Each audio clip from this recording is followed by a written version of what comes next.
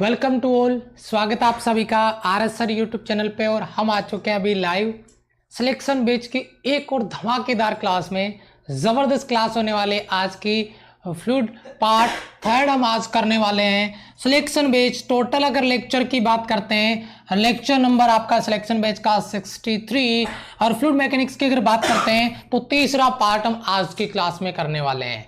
Part 1 और part 2 fluid के लिए बिल्कुल बेसिक चीजें मैंने आपको तैयार करके दी है और सारी चीजें क्लास में ही याद करवा दिए, सारे कॉन्सेप्ट क्लास में ही तैयार करवा दिए। उसी पर्पज से आज की क्लास हम करने वाले हैं पार्ट थर्ड। बहुत ही जबरदस्त क्लास होने वाली है, जबरदस्त कॉन्सेप्ट हम आज की क्लास में सीखने वाले हैं। तो जो बच्चे एक बार क्लास में आ चुके हैं हाउस द जोश के साथ रिप्लाई करिए कमेंट सेशन में और लाइक बटन पे तुरंत से प्रेजेंट लगा दीजिए। फिर आज के सुपर कॉन्सेप्ट स्टार्ट करते हैं। गुड मॉर्निंग, जय हिंद बेटा, नमस्ते, वेलकम वेलकम वेलकम। शाबाश, बहुत बढ़िया, शाबाश शाबाश शाबाश। एक बार रिप्लाई कर दीजिए हाउस द जोश ऑल स्टूडेंट। शाबाश शाबाश बेटा, शाबाश, वेरी गुड। चलो स्टार्ट करने जा रहे हैं बेटा इसका पार्ट 1 और पार्ट 2 अगर आपने मिस कर दिया है तो उनको जरूर देख लीजिएगा इस क्लास के बाद में। सिलेक्शन बेच lecture number 63 fluid mechanics part 1 या पार्ट 2 डाल के सर्च कर लेना, पूरा का पूरा वीडियो आपको मिल जाएगा। शाबाश शाबाश शाबाश, ठीक है, ध्यान दीजिए। यहाँ पे स्टार्ट करते हैं आज का कॉन्सेप्ट फ्लूइड मैकेनिक्स में। हम यहाँ पे स्टार्ट करने जा रहे हैं आज की जो क्लास है उसका कॉन्सेप्ट। बहुत ही जबरदस्त क्वेश्चन होने वाले हैं, जबरदस्त कॉन्सेप्ट होने वाले हैं। तो जरा इस बात को ध्यान दीजिए, समझिए। क्या सबसे पहले हम स्टार्ट करने जाएंगे आज बाइंसिस यानी उत्प्लावन या उत्प्लावता भी कहते हैं इसको, और आर्किमिडीज का प्रिंसिपल यानी आर्किमिडीज का सिद्धांत देखने वाले हैं। बहुत ही गजब के कॉन्सेप्ट होने वाले हैं, दोनों टॉपिक्स के बारे में अपन डिस्कस करने वाले हैं। तो सबसे पहले अगर मैं बात करता हूं तो उत्प्लावक बल है ना, जो आपका फोर्स जिसको अपन कह सकते हैं, उसके बारे में। उसके बाद में हम आगे बात करेंगे यहाँ पे आर्किमिडीज प्रिंसिपल का। तो जरा कॉन्सेप्ट समझिए आप, यहाँ पे जो आपका उत्प्लावन है वो क्या है, इसको थोड़ा सा मैं डिस्कस करना चाह रहा हूं। मैं क्या कहना चाह रहा हूं कि कोई भी ऑब्जेक्ट को जब पानी के ऊपर रखा जाता है तो उस पे ऊपर की तरफ एक थ्रस्ट काम करता है, उत्प्लावन बल काम करता है। फॉर एग्जाम्पल के लिए मेरे पास बोतल है और अगर मैं इसमें कोई ऑब्जेक्ट डालता हूं, जैसे मान लीजिए मैं यही डाल देता हूं, ठीक है, अगर मैं ये डालता हूं अंदर तो ये वापस ऊपर की तरफ उस पर धक्का लगाती है, ये ऊपर की तरफ आएगी या डूब जाएगी, ये कंडीशन तो हम आगे देखेंगे। फॉर एग्जाम्पल के लिए आपको समझ में आए इसलिए मैं ये चीज बता रहा हूं कि ये इसको ऊपर की तरफ वापस धकेल रही है।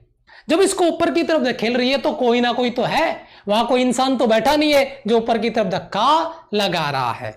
यानी क्या गड़बड़ है, क्या ऐसा, क्यों ऐसा हो रहा है? तो वहां पे क्या हो रहा है, एक फोर्स लग रहा है, जो ऑब्जेक्ट पानी में जा रहा है तो उसको ऊपर की तरफ धक्का लगाया जा रहा है। इसी को फिर लिंक कर दिया जाता है आर्किमिडीज प्रिंसिपल पे कि कितना उस ऑब्जेक्ट ने पानी वहां से हटाया, लिक्विड हटाया, उसका भार क्या है, उसका उस पे लगने वाला जो थ्रस्ट है वो उसके साथ कैसे बैलेंस होगा, वो सारी चीजें अपन डिस्कस करने वाले हैं।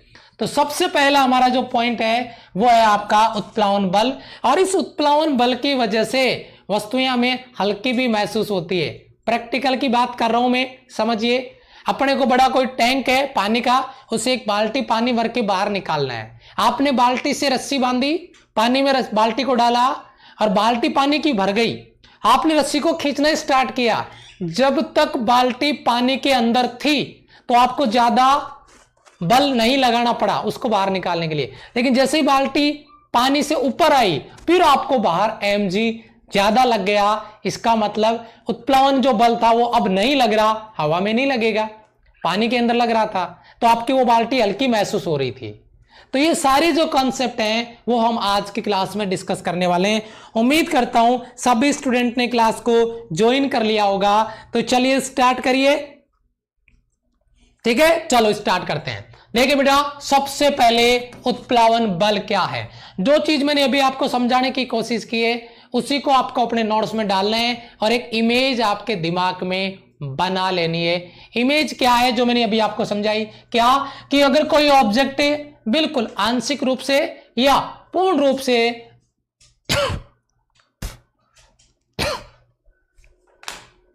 सॉरी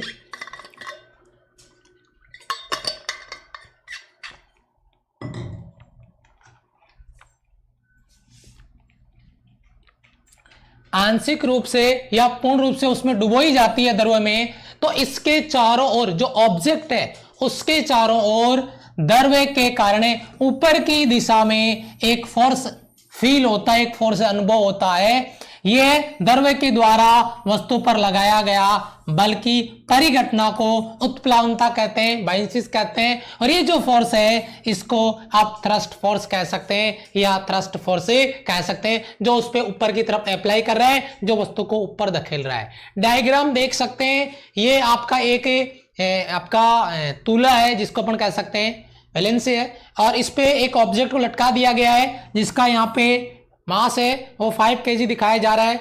लेकिन जब इसको पानी में डाला गया, ये बर्तन अभी पूरा खाली है, मैं आगे आपको लिंक करूंगा इसके साथ, प्रैक्टिकली समझ में आएगा, फील होगा।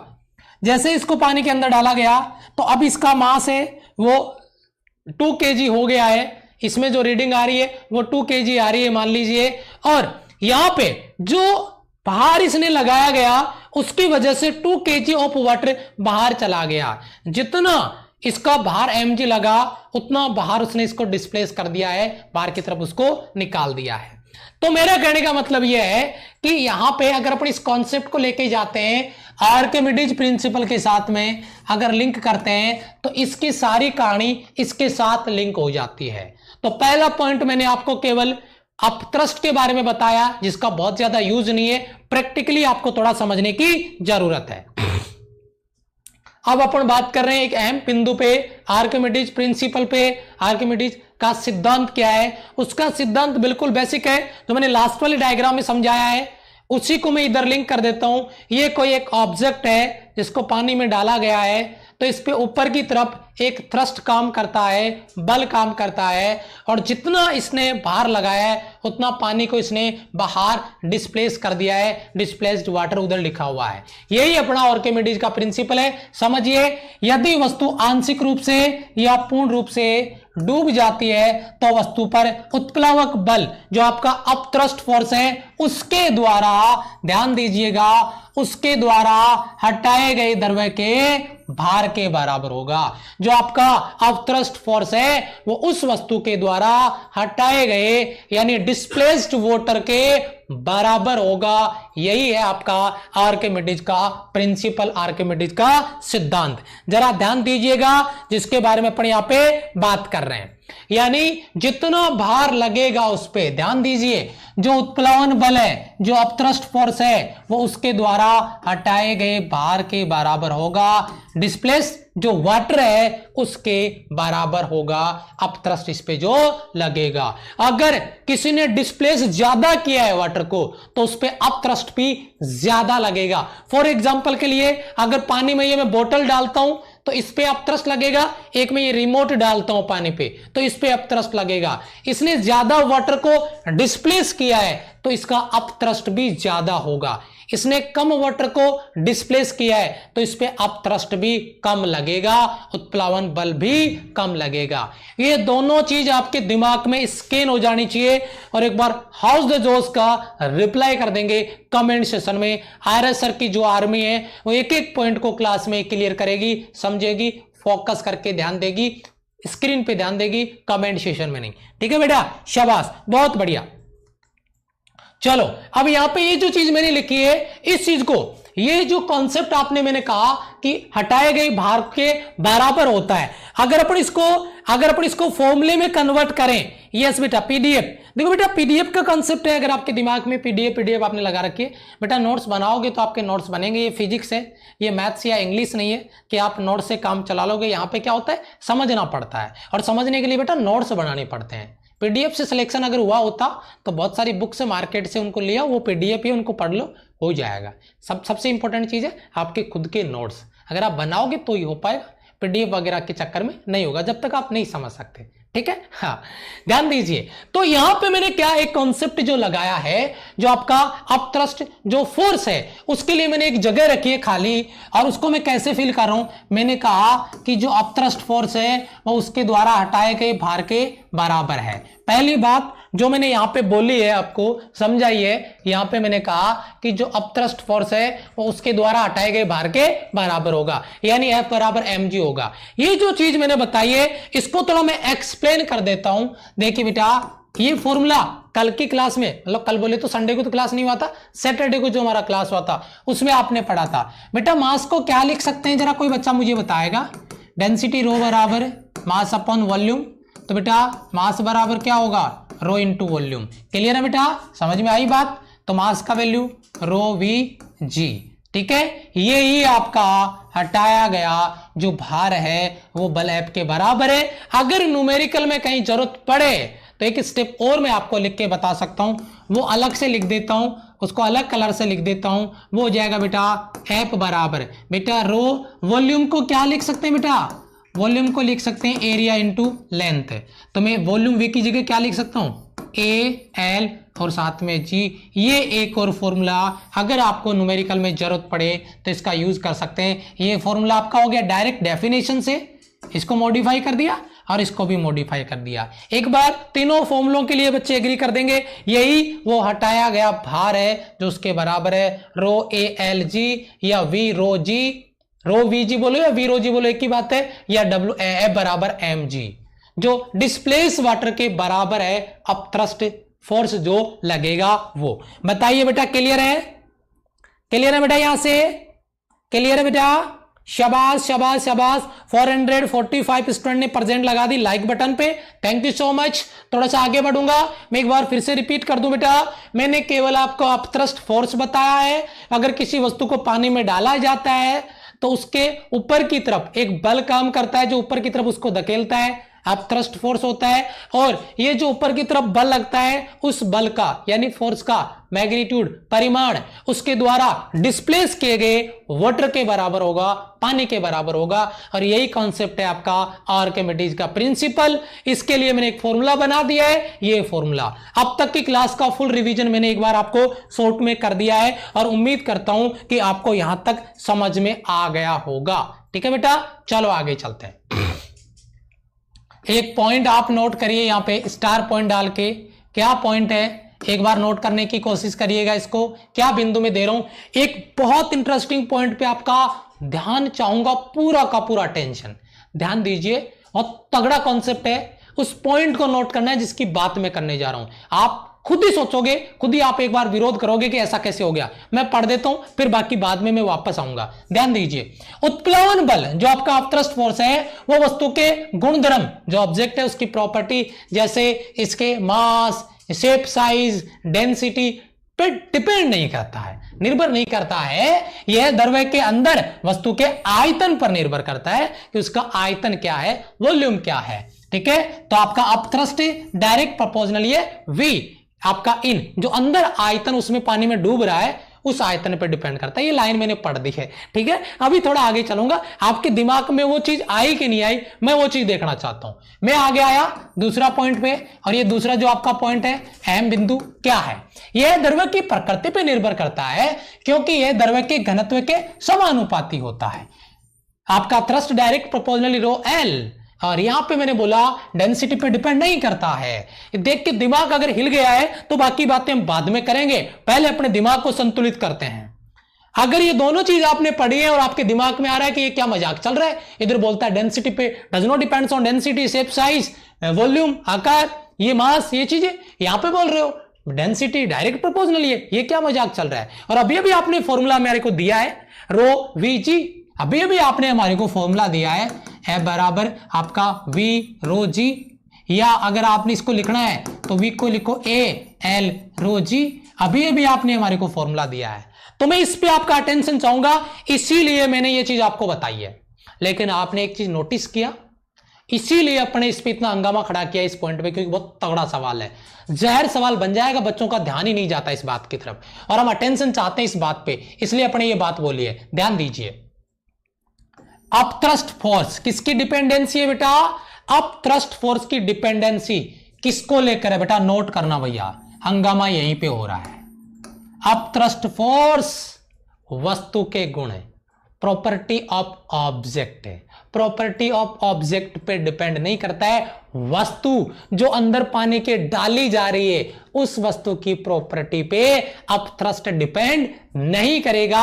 बोले तो उसके मास पे डिपेंड नहीं करेगा कि वस्तु का मास कितना है, उसके आकार पे डिपेंड नहीं करेगा, उसके डेंसिटी पे डिपेंड नहीं करेगा। यह डिपेंड करेगा किस पे, यह द्रव्य के अंदर, ये वस्तु पानी के अंदर कितना डूब गया है। ये बोतल है और मुझे इसको पानी में डुबोना है, मैंने इतना डुबो दिया, ये मान लो आधा पानी के अंदर डूब रहा है अभी, है ना, तो इसका जो वॉल्यूम है वो आधा काउंट होगा, जो पानी के अंदर वॉल्यूम है वो वाला वॉल्यूम काउंट होगा। ये बहुत इंटरेस्टिंग है। यह है कौन, आपका अपथ्रस्ट फोर्स, उत्प्लावन बल, द्रव्य के अंदर, लिक्विड के अंदर उस ऑब्जेक्ट के वॉल्यूम पे डिपेंड करता है। पानी के अंदर कितनी वस्तु डूब रही है उसके आयतन पे डिपेंड करता है। मैं आपको अगर इसका डायग्राम दिखाऊं आपको, ये देखिए, इतना हिस्सा इसका पानी में डूब रहा है तो इस आयतन पे डिपेंड करेगा। ये ऊपर वाला ये जो हिस्सा है इससे उसको कोई लेना देना नहीं है। किसको, अपथ्रस्ट को, उत्प्लावन बल। यानी उत्प्लावन बल केवल और केवल इस वस्तु के वॉल्यूम पे डिपेंड करता है। इसका आकार क्या है, इसकी आकृति क्या है, इसका मास क्या है, इसका डेंसिटी क्या है। इस वस्तु की बात कर रहा हूं मैं, पानी की बात नहीं कर रहा हूं। बहुत आग कॉन्सेप्ट है ये, ठीक है। चलो आगे बढ़ते हैं थोड़ा सा, ठीक है। यस, तो पहली चीज, ये जो वस्तु है, नोट करना बेटा, वस्तु के लिए upthrust force mass, shape, size, density पे डिपेंड नहीं करेगा, केवल वॉल्यूम पे डिपेंड करेगा। फॉर्मूला मैंने आपको दिया है, ये फॉर्मूला मैंने आपको भी दिया था, वो फॉर्मूला जो F है वो वॉल्यूम V पे डिपेंड करेगा। अगर वॉल्यूम ना लिखो तो एरिया इंटू लेंथ लिख दो, इस पे डिपेंड करेगा। पहला पॉइंट, बहुत जहर सवाल है। अगला पॉइंट, इस पे आओ, इस पे आओ बेटा, ध्यान दीजिएगा। यह है कौन, अपथ्रस्ट फोर्स यानी उत्प्लावन बल।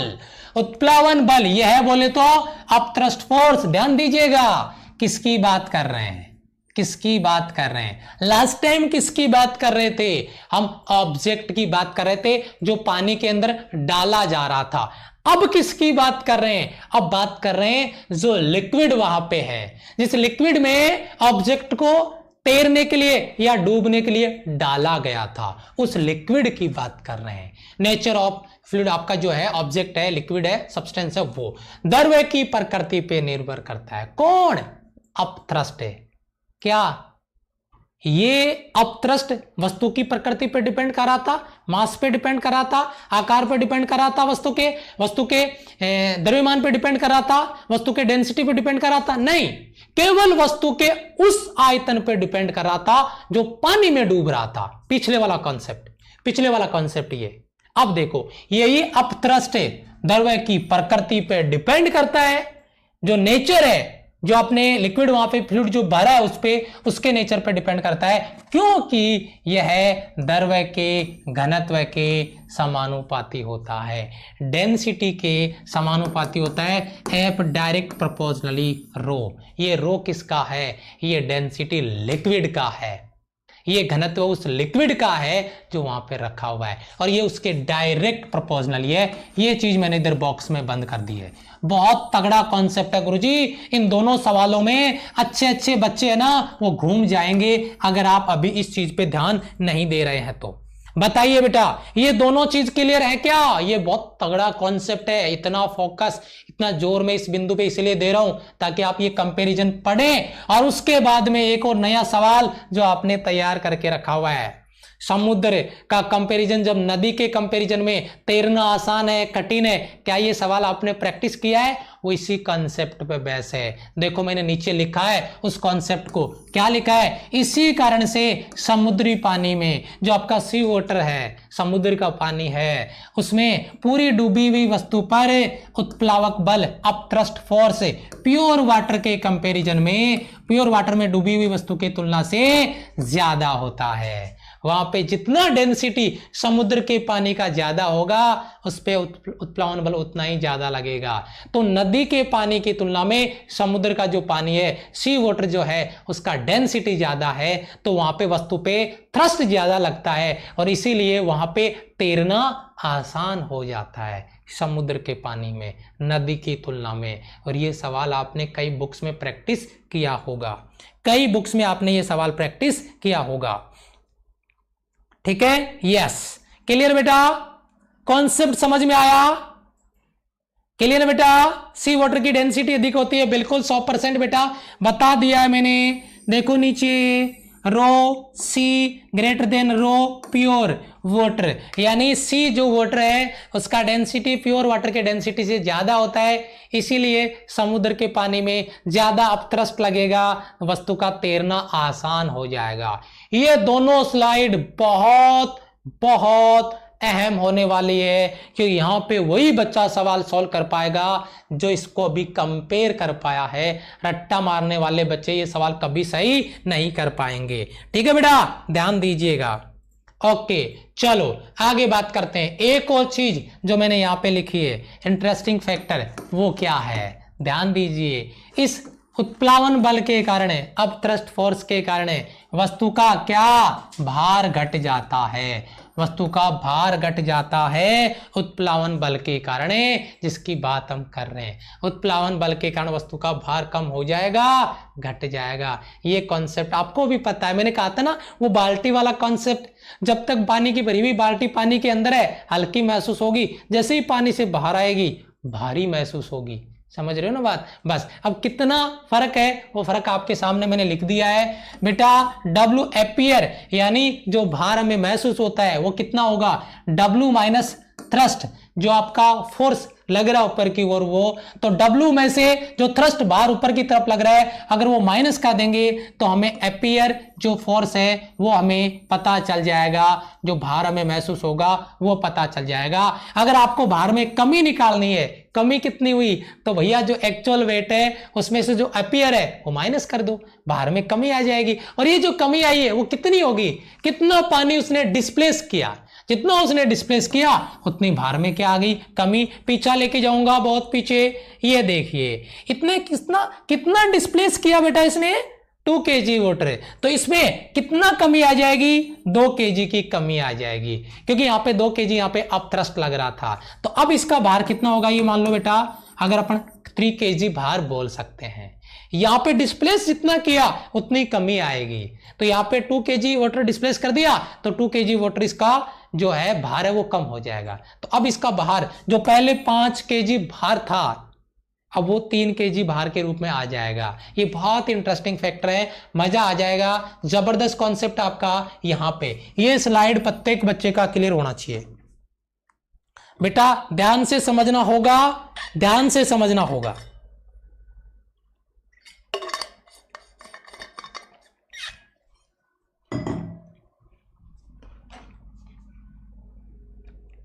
शाबाश शाबाश शाबाश बेटा, बहुत अच्छे, 3 kg।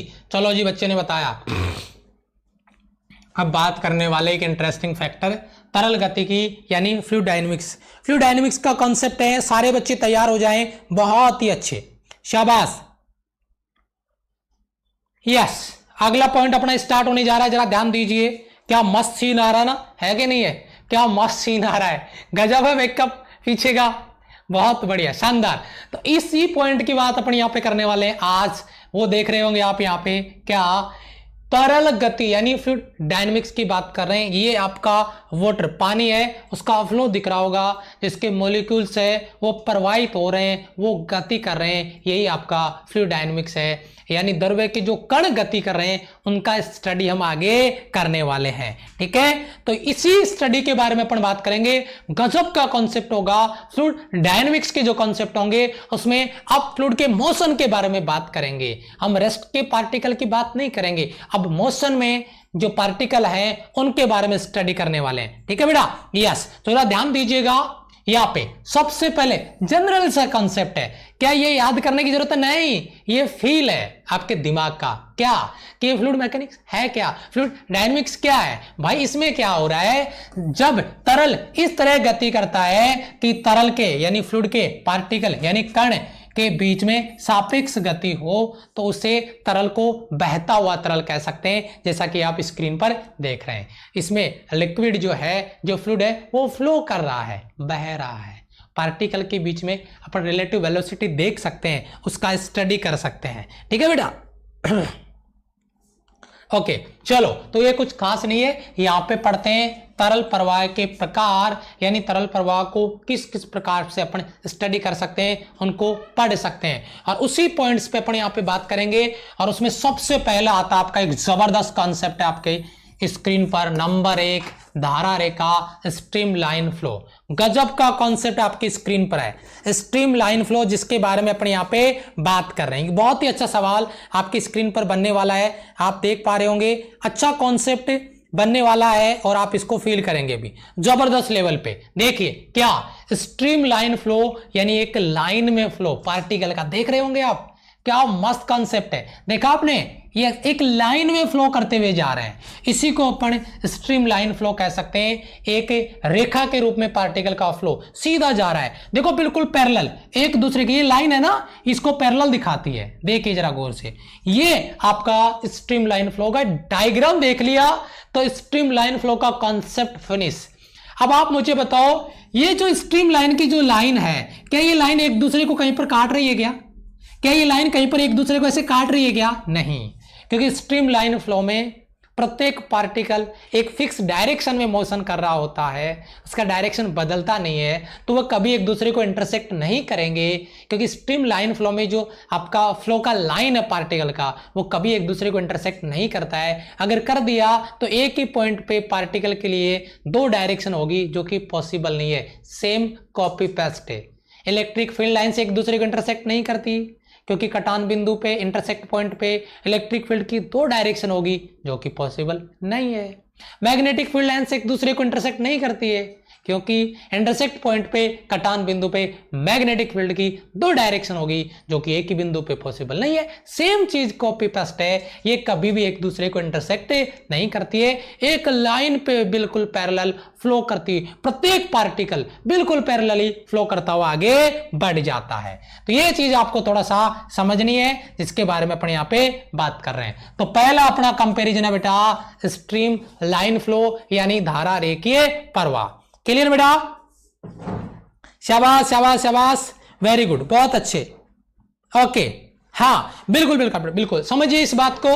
थोड़ा सा मैं आपको इसको थ्योरी नोट्स में लिखवा देता हूं, ताकि आपको जब आप खुद पढ़ो तो आपको अंडरस्टैंडिंग में आए, समझ में आए। जरा ध्यान दीजिएगा, क्या स्ट्रीम लाइन आपका, स्ट्रीम लाइन फ्लो आपका क्या है, धारा रेखीय प्रवाह क्या है कि प्रवाह, नियत प्रवाह में किसी बिंदु से गुजरने वाले सभी कण एक ही पथ पे, एक ही पाथ पे, एक ही लाइन को फॉलो करते हुए या एक ही प्रवाह रेखा को फॉलो करते हुए गुजरते हैं, और यह पथ जो है वही आपका स्ट्रीम लाइन फ्लो कहलाता है, धारा रेखीय प्रवाह कहलाता है। ये डेफिनेशन है जो आपको ऑलरेडी पता है।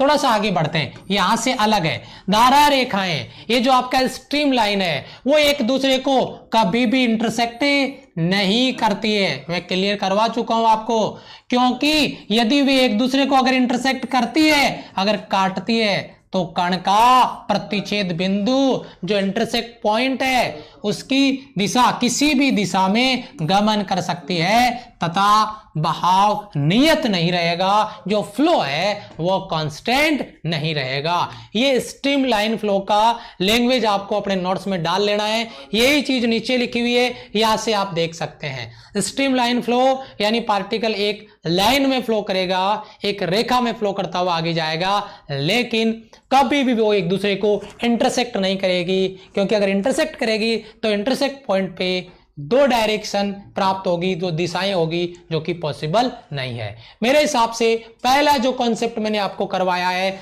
स्ट्रीम लाइन फ्लो, वो आपका क्लियर हो गया होगा। क्लियर बेटा? क्लियर है बहुत अच्छे से, जिसके बारे में अपन यहां पे बात कर रहे हैं। कॉन्सेप्ट क्लियर है बेटा आपका?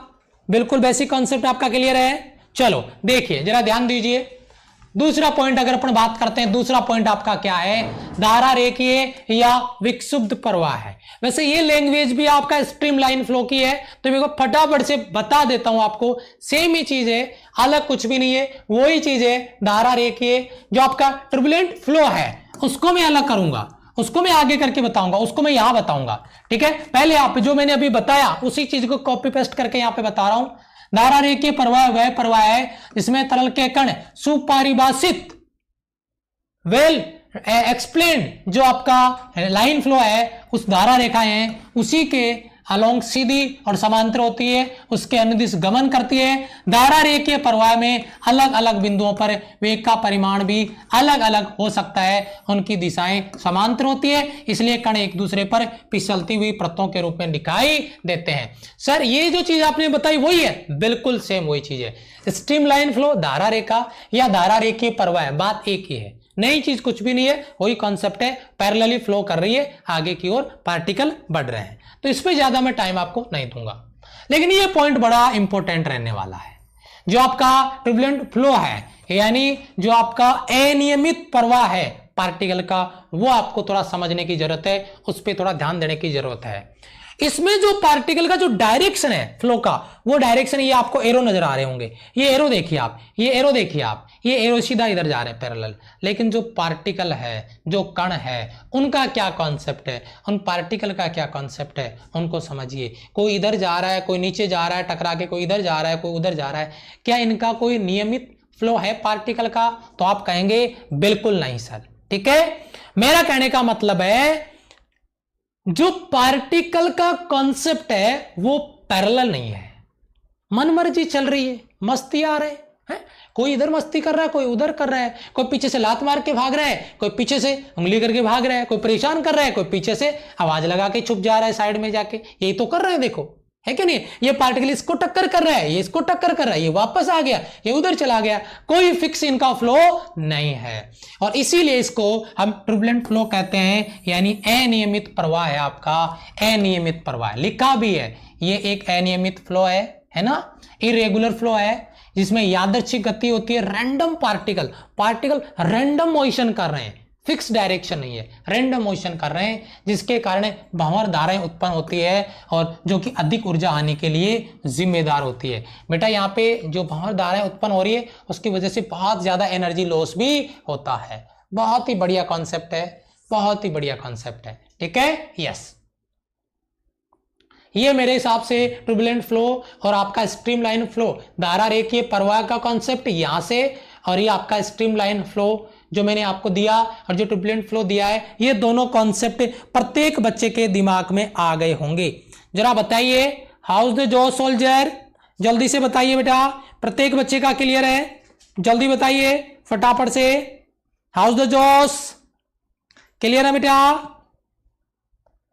चलो ध्यान दीजिए, यस सर, शाबाश बेटा। 600 स्टूडेंट्स ने क्लास को लाइक करके रखा हुआ है। अगर आपको लगता है कि कुछ यूनिक हम स्टडी कर रहे हैं, कुछ पढ़ रहे हैं हम यहाँ पे, कुछ सीख रहे हैं, तो जरूर आपका प्यार उधर शो करिएगा। अगर आपको लगता है कि कुछ समझ नहीं आ रहा है या समझाया नहीं जा रहा या आपके बस की बात नहीं है, तो आप अपना टाइम बचाइए, आप क्लास से जा सकते हैं, क्योंकि यहाँ पे आपका केवल और केवल टाइम बर्बाद हो रहा है जब आपको कुछ बेनिफिट ही नहीं मिल रहा है, तो ठीक है। यस, अब अपन देंगे कुछ इंटरेस्टिंग पॉइंट, बहुत इंपॉर्टेंट सवाल, गजब का क्वेश्चन बनाने वाले हैं, गजब का कंसेप्ट बनाने वाले हैं, और जरा ध्यान दीजिएगा। सवाल बनता है एज इट इज उठ के आएगा, विदाउट ऑप्शन चेंज। सवाल क्या है, उस सवाल पे बात करते हैं, उस सवाल को समझने की कोशिश करते हैं। बेटा कंप्रेसिबल और मतलब आपका नॉन कंप्रेसिबल जो आपके कॉन्सेप्ट है, या इनकंप्रेसिबल जो आपके कॉन्सेप्ट हैं लिक्विड के लिए, उस पर अपन डिस्कस करने वाले हैं। और बहुत तगड़े सवाल, उन सवालों को मैंने एक टेबल में समेट दिया है। वो सवाल क्या है? सबसे पहली चीज, जो फ्लूइड है इसको मैंने दो हिस्सों में बांट दिया है। एक आपका इनकंप्रेसिबल यानी असंपीड्य, यानी जिसको कंप्रेस नहीं किया जा सकता, पहला फ्लूइड। दूसरा कंप्रेसिबल, यानी जिसको कंप्रेस किया जा सकता है, जिसको संपीड़ित किया जा सकता है, जिसको दबाया जा सकता है। कंप्रेस किया जा सकता है। तो फ्लूइड को हमने दो हिस्सों में बांट दिया, एक आपका इनकंप्रेसिबल या नॉन कंप्रेसिबल कह सकते हैं जिनको कंप्रेस नहीं किया जा सकता, और एक कंप्रेसिबल जिनको कंप्रेस किया जा सकता है। सबसे अहम चीज जो हमें नोट करनी है वो क्या है, अगर आपका नॉन कंप्रेसिबल है, असंपीड्य द्रव है, बताऊंगा मैं अभी आपको एग्जांपल भी दूंगा, घबराओ नहीं, पहले जो सवाल तैयार करके दे रहा हूं उसको समझ लो। जो आपका नॉन कंप्रेसिबल है, असंपीड्य द्रव है, उनके लिए डेंसिटी कांस्टेंट होता है, नियत होता है। ये बहुत तगड़ा सवाल है, उनका डेंसिटी चेंज नहीं होगा क्योंकि आपने उनको कंप्रेस ही नहीं किया, या आप कंप्रेस कर ही नहीं पाए, तो डेंसिटी चेंज होने का तो सवाल ही नहीं उठता। समझ रहे हो बात, यानी डेंसिटी कांस्टेंट रहेगा, डेंसिटी चेंज नहीं होगा क्योंकि आपने उसको कंप्रेस ही नहीं कर पाए, है ना, दबा ही नहीं पाए उसको। लेकिन अगर बात करें कंप्रेसिबल फ्लूइड्स की, यानी जो संपीड्य द्रव है उनकी, तो भैया उनके लिए जो रो डेंसिटी है वो वेरीज कर रहा है, परिवर्तित कर रहा है, अपने आप को बदल रहा है, उसका वैल्यू चेंज हो रहा है। ठीक है, यस, बहुत ही बढ़िया। यानी कंप्रेसिबल जो है उनके लिए रो वेरीज करेगा, क्योंकि जैसे आपने कंप्रेस किया तो पार्टिकल पास पास में आ गए, डेंसिटी तुरंत चेंज हो गया। क्योंकि कंप्रेस करने का मतलब जब आप उसको दबाओगे तो उसके जो मॉलिक्यूल्स के जो पार्टिकल्स हैं फ्लूइड के, वो पार्टिकल पास पास में आ रहे हैं, तो डेंसिटी बढ़ गया, चेंज हो गया। लेकिन जब आप कंप्रेस ही नहीं कर पाए तो डेंसिटी उसका क्या होगा, कांस्टेंट है, और इसका कांस्टेंट नहीं होगा, वेरी करेगा, चेंज करेगा। क्लियर बेटा, यहां से क्लियर बेटा, शाबाश, बहुत अच्छे, वेरी गुड, वेरी गुड बेटा, बहुत अच्छे। ध्यान दीजिए, ये चीज जो मैंने अभी आपको बताई है, इधर समझाने की कोशिश की है, इसको आपको नोट्स में कैसे लिखना है। अगर आप ये चीज लिखो तो आपकी मर्जी, नहीं तो मैं कहता हूं ये टेबल बना दो, कहानी खत्म है। शॉर्ट में नोट्स बनाने का मतलब यही होता है, और इसलिए मैं कहता हूं कि बेटा पीडीएफ के पीछे मत भागो, ये फिजिक्स है।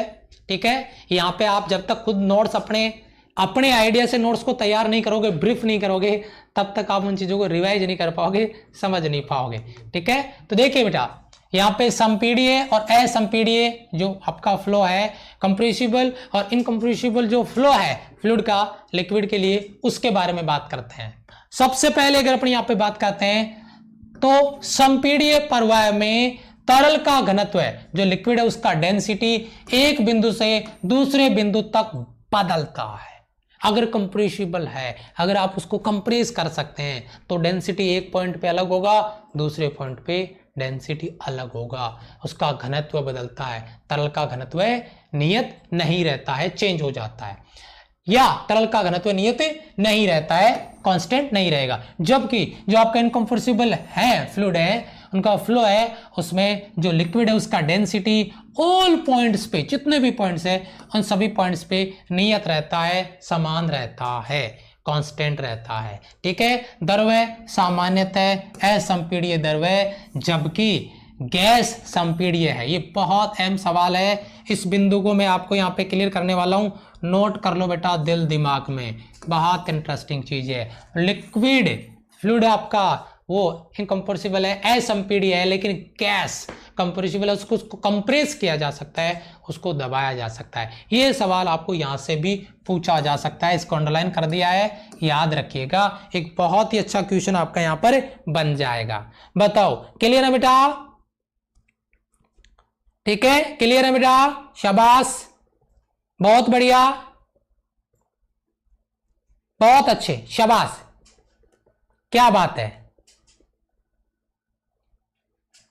शाबाश शाबाश, बहुत अच्छे, बहुत अच्छे, वेरी गुड। ध्यान दीजिए, उसके बाद में थोड़ा सा आगे चलते हैं और एक बहुत इंटरेस्टिंग कॉन्सेप्ट आपका, जो आपका इक्वेशन ऑफ कंटिन्यूटी है, सातत्य का समीकरण, बहुत तगड़ा सवाल बनता है, जहर कंसेप्ट बनने वाला है, मान के चलिए। आप तैयार है सारे बच्चे इसके लिए? सारे बच्चे तैयार है इस कॉन्सेप्ट को सीखने के लिए? बहुत बढ़िया, शाबाश बेटा, बहुत बढ़िया। यहां पे जो कॉन्सेप्ट आपको दिया जा रहा है, इक्वेशन ऑफ कंटिन्यूटी, सातत्य का समीकरण, इसमें एक डायग्राम आपको दिया गया। प्रैक्टिकली मान लीजिए एक न्यूमेरिकल तैयार हो जाएगा अभी एक फॉर्मूले से, उसी को फोड़ना है फटाफट। सारे बच्चे तैयार रहना बेटा। एक ट्यूब आपको दिखाया गया है, एक कोई पाइप है वो दिखाया गया है, और उसका एक सिरा है जिसका एरिया A1 है और जिसपे पार्टिकल वेलोसिटी V1 है। और ये कुछ अपने डिस्टेंस कवर किया है और वो डिस्टेंस है वेलोसिटी इनटू टाइम। बेटा समझ में आता है, दूरी बराबर क्या होता है, चाल गुणा समय। बस इसी से मैंने इसको लिखा है, ये दूरी v1 डेल टी और यहां पर दूरी आपका v2 डेल टी। याद रखिएगा बेटा, ये v1 डेल टी है, ये v2 डेल टी है। यहाँ पे एरिया a2 है, यहाँ पे वेलोसिटी v2 है। ठीक है, यहाँ पे लिक्विड के फ्लो का जो रेट है वो m1 बटा डेल टी है और यहाँ पर बराबर है आपका m2 बटा डेल टी है। ये आपका फ्लो का जो रेट है मास के लिए वो दिया गया है। तो डायग्राम में कुछ खास नहीं है, कुछ नया नहीं है, लेकिन ये जो आपका इक्वेशन ऑफ कंटिन्यूटी है वो क्या कहता है कि यहां पे जो इनपुट है अपना, जो द्रव्यमान आपने दिया है वो यहां वाले इनपुट के बराबर होगा, जिसकी बात मैं यहां पर आपको कर रहा था। एक बहुत ही अच्छा कॉन्सेप्ट आपके सामने है जो रखा गया है, जिस पे अपन डिस्कस करने जा रहे थे। बताइए, क्लियर है बेटा? यहां से जो इनपुट होगा वही आउटपुट के रूप में जाएगा। इनपुट आउटपुट के बराबर है, एग्री कर रहे हो इस बात को? अगर इनपुट आउटपुट के बराबर है तो मैं लिख सकता हूं क्या, जो पीछे मैंने फॉर्मूला दिया था, रो a1 v1 बराबर रो a2 v2। लेकिन रो 1 रो 2 डेंसिटी चेंज हो जाएगा, क्योंकि यहां पे इसका एरिया कम हो गया, यहां पे इसका एरिया ज्यादा है, इसलिए। तो अगर किसी बच्चे को दिक्कत है तो बेटा अगर मैं यहां पे लिखूं, यहां पे जो इनपुट है मैं इसको यहीं से समझा देता हूं, एक में खत्म कर देता हूं। रो v1 आपका रो v1 a1 बराबर यहां पे आपका, यहां पे लिख देता हूं रो 2, यहां पे रो 1 लिखा ना, रो 2 आपका v2 और a2। ये बेटा क्या फ्लो कर रहा है, इसमें लिक्विड फ्लो कर रहा है। मान लीजिए वाटर है, ठीक है, पानी है, पानी है, इसका मतलब क्या हो रहा है, मैंने अभी अभी क्या बताया था कि लिक्विड है वो इनकम्प्रेसिबल है, इनको संपीड़ित नहीं किया जा सकता। अगर वो इनकम्प्रेसिबल है, अगर संपीड़ित नहीं कर सकते, उनको कंप्रेस नहीं कर सकते, तो क्या डेंसिटी चेंज होगा? नहीं। तो यहां का डेंसिटी रो 1 और यहां का डेंसिटी रो 2, और मैं नीचे लिख देता हूं रो 1 बराबर रो 2, क्योंकि इनको कंप्रेस नहीं किया जा सकता। अगर रो 1 रो 2 के बराबर है तो पहली कंडीशन आपका रो 1 v1 a1 बराबर रो 2 v2 a2। अगर रो 1 रो 2 में नीचे लिख चुका हूं बराबर है, तो बेटा v1 a1 बराबर v2 a2। एक बार बताइए फटाफट से सारे बच्चे, a1 v1 या v1 a1 बराबर v2 a2। एक बार सारे बच्चे एग्री कर दीजिए फटाफट से, जल्दी से बेटा। शाबाश शाबाश शाबाश शाबाश शाबाश, बहुत अच्छे। यहां पे इक्वेशन ऑफ कंटिन्यूटी मैंने बताई है, सांतत्य का समीकरण बताया है।